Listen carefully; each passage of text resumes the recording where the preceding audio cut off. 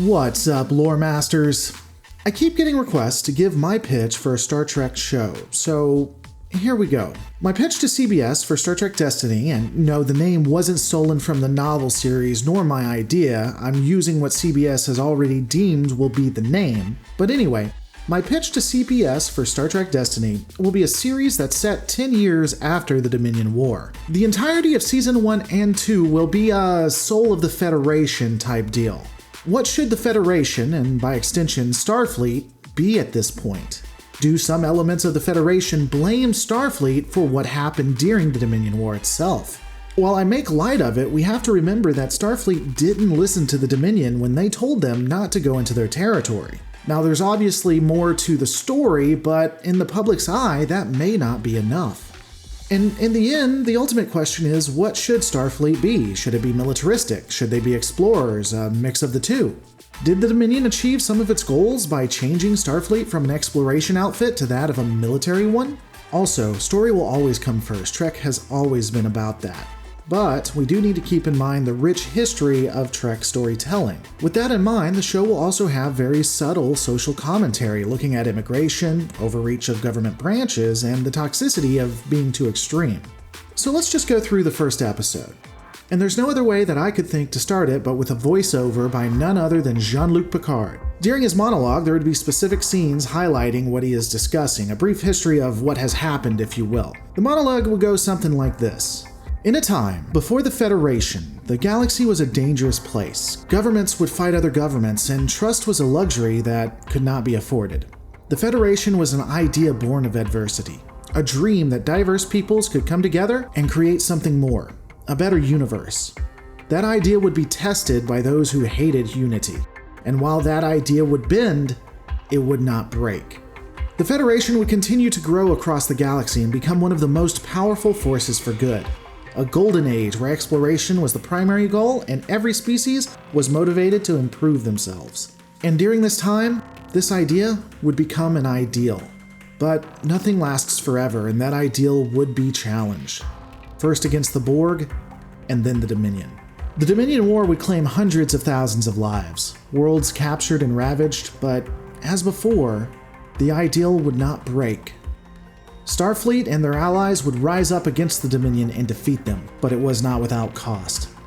Even though the war was 10 years ago, division still exists between many within the Federation as the debate of what Starfleet should be continues.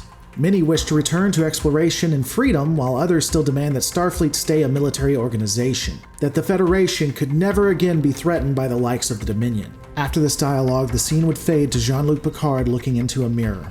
Now, there would be no attempt to hide his age, the years of experience, the Dominion War.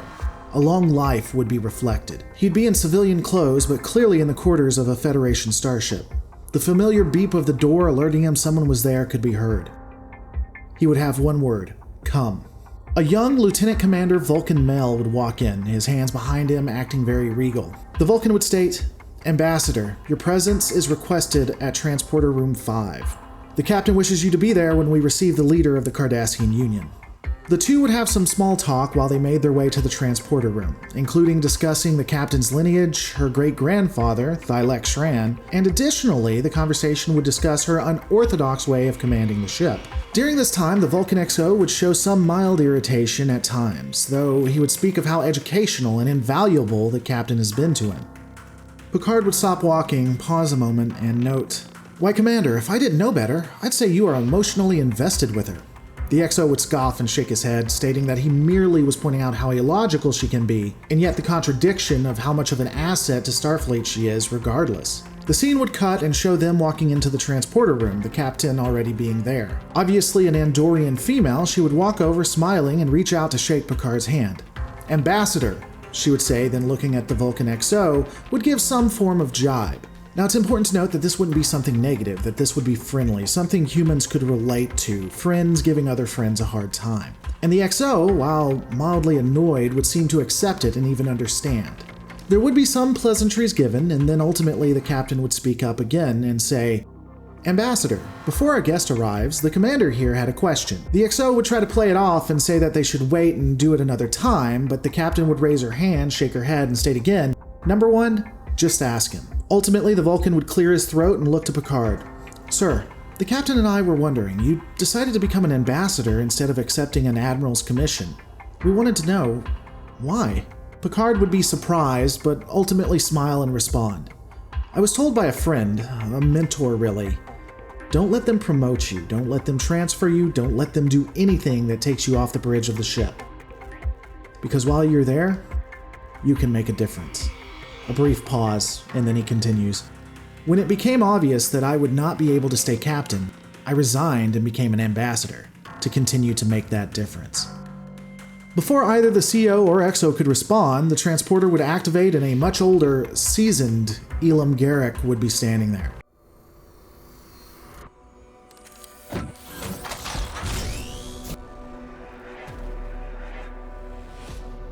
Picard would greet Elam, identifying Garak as the leader of the Cardassians they had been waiting for. Garak would bring his hands up, shaking his head, stating, No, just Garak if you please. I prefer to keep the titles at a minimum unless we're in public." The XO would excuse himself for duties on the bridge, and both Picard and the CO would offer to show Garak where his quarters were. We'd again have another shot with the three of them walking in a conversation that would basically be an info dump. It would discuss why Elam Garak, a modest tailor, became a leader, how he felt the call to service. The audience would also find out that Garak was on Earth discussing the Cardassian Union joining the Federation. There would be some discussion over the outcry given by member worlds like Bajor and others that didn't want Cardassia to join. Ultimately, the captain and her ship were ordered to take Garak back to Cardassia for the final vote with the Cardassian Union, which was basically a formality. There would also be a small conversation brought up by Garak about the unrest on Vulcan. The details wouldn't be clear, but the gist would be that a small movement has gained momentum and the new leader of Vulcan was for the succession of Vulcan from the Federation. This due to how militaristic the Federation has been. The captain would be dismissive, while both Elam and Picard would seem more concerned, given their experience.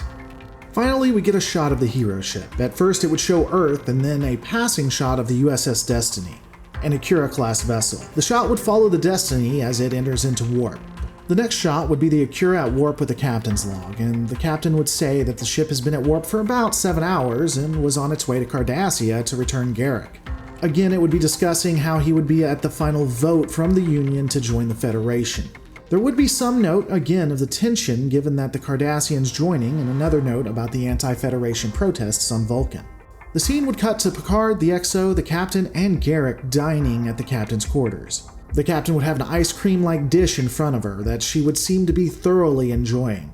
Picard would raise an eyebrow, asking, "What are you eating, Captain?" Of course, the Andorian would smile and respond, "Gelato, an Earth dish. You should try it. It is absolutely delicious." Garak would have a scowl and shake his head.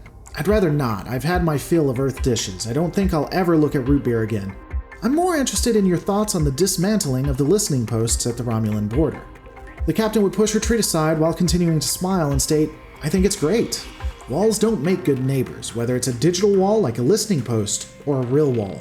The executive officer would shake his head. "The captain and I disagree on this. While I do not find a need for violence, it is illogical to assume that just because you believe in one thing does not mean the rest of the galaxy will play by your rules." Garak would instantly agree. "Too true. I seem to remember a wall working out pretty well for the Federation during the Dominion War." Picard would be taken aback and shake his head. "Why, Elam, I'm surprised to hear you say that. The mining of the wormhole is completely different from what is happening now. Surely you, of anyone, could understand forgiveness and open arms." Garak would smile politely and respond, "Oh, you are quite correct, Ambassador. I assure you, I understand open arms more than you realize." As Picard is about to answer, a message would come over the communicator. "Captain, we're receiving a message from Vulcan."